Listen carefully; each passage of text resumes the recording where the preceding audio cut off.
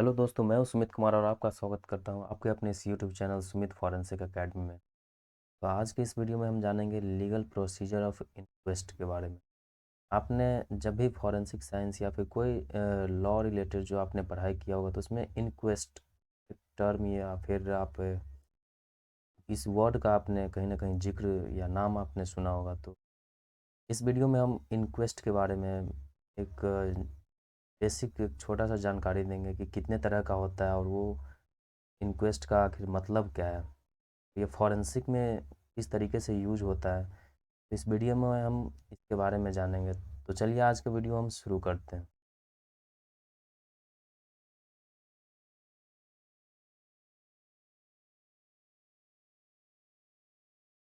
सबसे पहले इंक्वेस्ट का definition. The term inquest means to seek. Inquest का जो मतलब होता है, मतलब देखें तो इंक्वायरी होता है, तलाश करना या फिर जांच करना, पूछताछ करना। इंक्वेस्ट का मतलब ये होता है from forensic perspective the inquest is defined as a legal inquiry और investigation into the cause of death. Forensic perspective से देखें इसे तो इंक्वेस्ट को cause of death legal inquiry और इन्वेस्टिगेशन के रूप में डिफाइन किया गया। An inquest is conducted in cause of sudden suspicious और अननेचुरल डेथ। जो इंक्वेस्ट है, जो इंक्वायरी है, जो जांच होता है, उसे सडन सस्पिशियस और अननेचुरल डेथ के केसेस में कंडक्ट किया जाता है। बेसिकली ये जो इंक्वेस्ट होता है, जिसका मतलब इंक्वायरी होता है, पूछताछ करना, जांच करना, वो सस्पिशियस सडन और अननेचुरल डेथ जो होता है उसमें हम इसे कंडक्ट करते हैं, इसमें इसका यूज होता है। इंक्वेस्ट का मतलब कानूनी जांच और पूछताछ होता है। अब इंक्वेस्ट चार तरह का होता है। फर्स्ट है पुलिस इंक्वेस्ट, जो मोस्ट कॉमन है। कोई भी केसेस होता है तो उसमें सबसे पहले पुलिस इंक्वेस्ट ही होता है। दूसरा है मजिस्ट्रेट इंक्वेस्ट। थर्ड है मेडिकल एग्जामिनर सिस्टम। और फोर्थ है कोरोनर इंक्वेस्ट। तो चलिए हम इसको वन बाय वन हम समझते हैं इसे।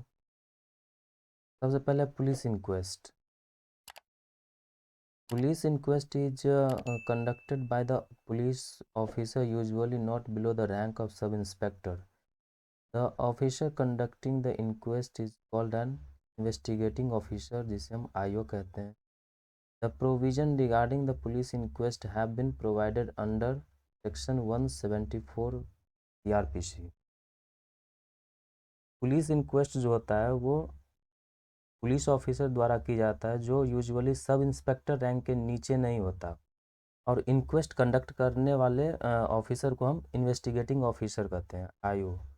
और जो पुलिस इंक्वेस्ट है उसको सेक्शन 174 सीआरपीसी के तहत पुलिस इंक्वेस्ट के संबंध में प्रोविजंस दिया गया है इसमें। तो हम आगे किसी वीडियो में कुछ इंपॉर्टेंट सीआरपीसी और आईपीसी का वीडियो बनाएंगे, तो उसमें हम इसे डिस्कस कर लेंगे। अब हम यहाँ पे जान लेते हैं कि पुलिस इंक्वेस्ट का प्रोसीजर क्या है, वो होता कैसे है। तो जैसे किसी भी पर्सन का अगर जैसे सडन सस्पिशियस और अननेचुरल डेथ हो जाता है, तो उसके बारे में सूचना प्राप्त होने पर क्या करता है इन्वेस्टिगेटिंग ऑफिसर, उस सूचना को नियरेस्ट मजिस्ट्रेट को फॉरवर्ड करता है और उस प्लेस पर जाता है जहाँ पर डेड बॉडी पड़ा होता है। फिर उस प्लेस पर एरिया में दो या दो से अधिक रिस्पॉन्सिबल पर्सन होता है। जैसे आप गांव में देखते होगे पंच वगैरह होता है, पंच कहते हैं। वो उस गांव का, उस एरिया का रिस्पॉन्सिबल पर्सन होता है।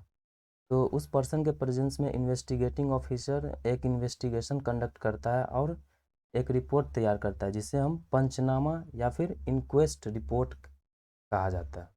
फिर इन्वेस्टिगेटिंग ऑफिसर किसी भी पर्सन को समन भी कर सकता है जो केस से रिलेटेड फैक्ट्स को जानता हो कि उस केस में क्या हुआ था।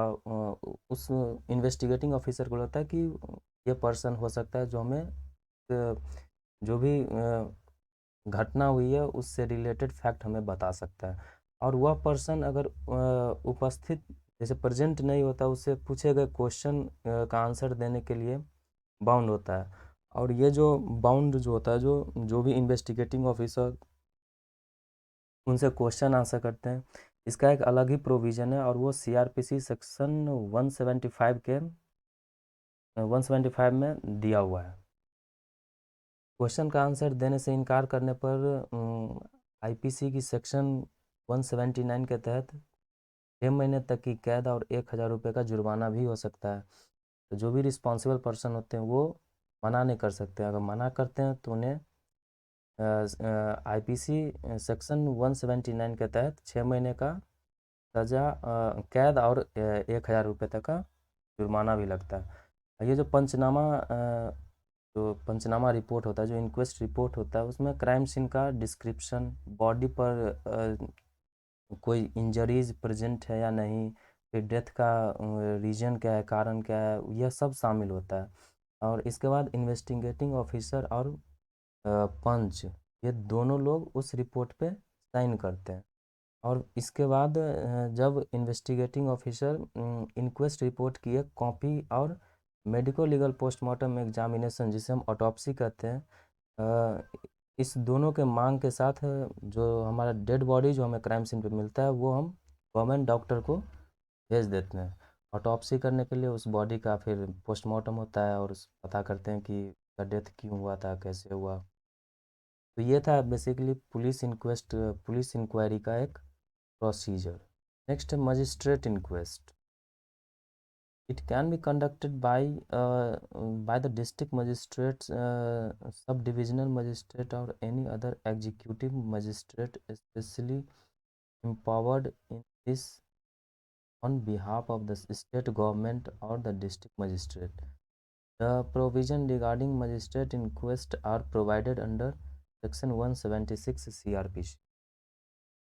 और ये मजिस्ट्रेट इंक्वेस्ट जो है वो इन सब सरकमस्टेंसेस में कंडक्ट किया जाता है, जैसे डेथ इन पुलिस कस्टडी में किसी का डेथ हो जाना, जैसे death due to police firing होता है पब्लिक प्लेस पे, या फिर डेथ हो जाना, एक्सह्यूमेशन का केसेज होता है, डॉरी डेथ भी फेमस है ये, जैसे डेथ इन मेंटल हॉस्पिटल में, फिर डेथ इन प्रिजन या फिर जेल में। तो इन सब सरकमस्टेंसेज में ये मजिस्ट्रेट इंक्वेस्ट होता है। और यह जो मजिस्ट्रेट इंक्वेस्ट है वह सब डिविज़नल मजिस्ट्रेट द्वारा कंडक्ट होता है, या स्टेट गवर्नमेंट या डिस्ट्रिक्ट मजिस्ट्रेट के बिहाफ पर विशेष रूप से किसी एग्जीक्यूटिव मजिस्ट्रेट द्वारा किया जा सकता है। मजिस्ट्रेट इंक्वेस्ट को पुलिस इंक्वेस्ट से बेहतर माना जाता है।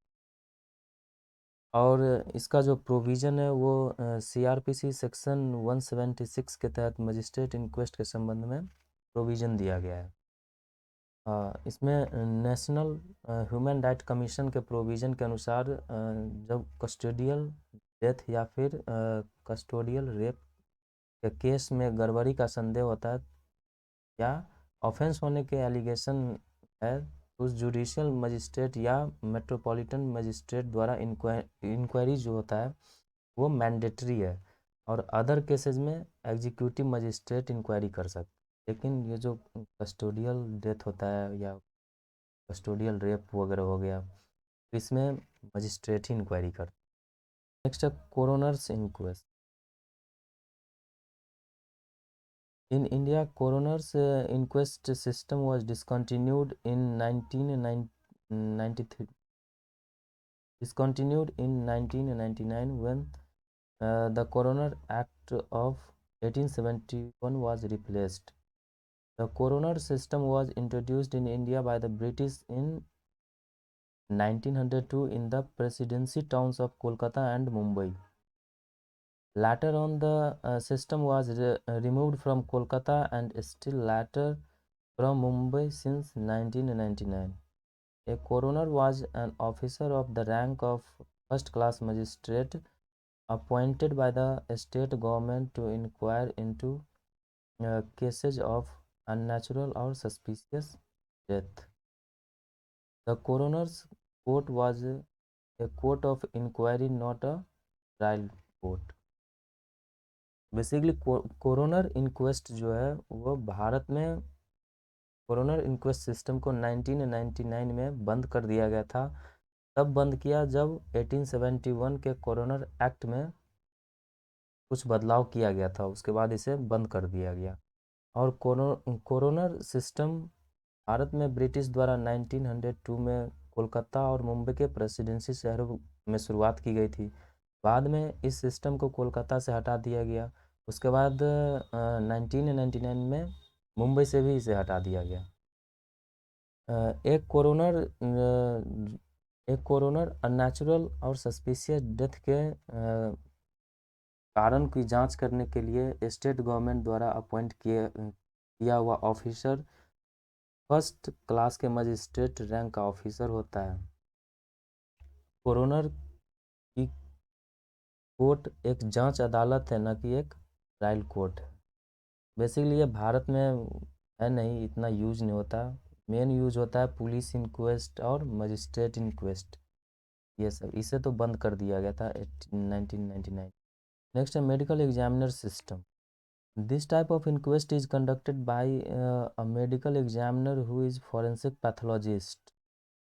All sorts of sudden unnatural suspicious death are analyzed by a medical examiner. The medical examiner visits the scene of crime incident to observe the circumstantial evidence, obtain all the relevant information related to the cause of death. He performs autopsy and correlates autopsy findings and circumstantial evidence to ascertain the cause of manner of death. The medical examiner system is considered to be superior to all other types of inquest. However, in India, this system is not prevalent. Medical examiner system जो है, इस तरह की inquest medical examiner द्वारा की जाती है, जो एक फॉरेंसिक पैथोलॉजिस्ट होता है। सभी प्रकार के जितने भी प्रकार के जैसे सडन अननेचुरल या सस्पिशियस डेथ होता है, इस सब का मेडिकल एग्जामिनर द्वारा एनालाइज किया जाता है, विश्लेषण किया जाता है। Medical examiner cause of death और कॉज ऑफ डेथ से संबंधित सभी रेलिवेंट इंफॉर्मेशन को प्राप्त करता है और क्राइम सीन को विजिट भी करता है, और वह ऑटोप्सी परफॉर्म करता है और कॉज ऑफ डेथ और मैनर ऑफ डेथ को पता लगाने के लिए सर्कमस्टेंशियल एविडेंस के साथ ऑटोप्सी के फाइंडिंग्स को कोरिलेट करता है और फिर एक कंक्लूजन पे वो पहुंचता है। मेडिकल एग्जामिनर सिस्टम को सभी दूसरे इंक्वेस्ट से बेहतर माना जाता है। हालांकि भारत में यह सिस्टम प्रीवैलेंट नहीं है, प्रचलित नहीं है भारत में। तो ये था बेसिकली हमारा मेडिकल एग्जामिनर सिस्टम। ये था हमारा आज का वीडियो इंक्वेस्ट के बारे में और उसके टाइप्स के बारे में, कि कितने तरह का टाइप्स होता है और क्या क्या होता है। वो एक बेसिक हम इसमें इंक्वेस्ट के बारे में जाने हैं। उम्मीद करते हैं आपको ये वीडियो पसंद आया होगा, और पसंद आया तो हमारे वीडियो को लाइक करें और चैनल को सब्सक्राइब करें और अपने दोस्तों के साथ शेयर करें। Thank you for watching my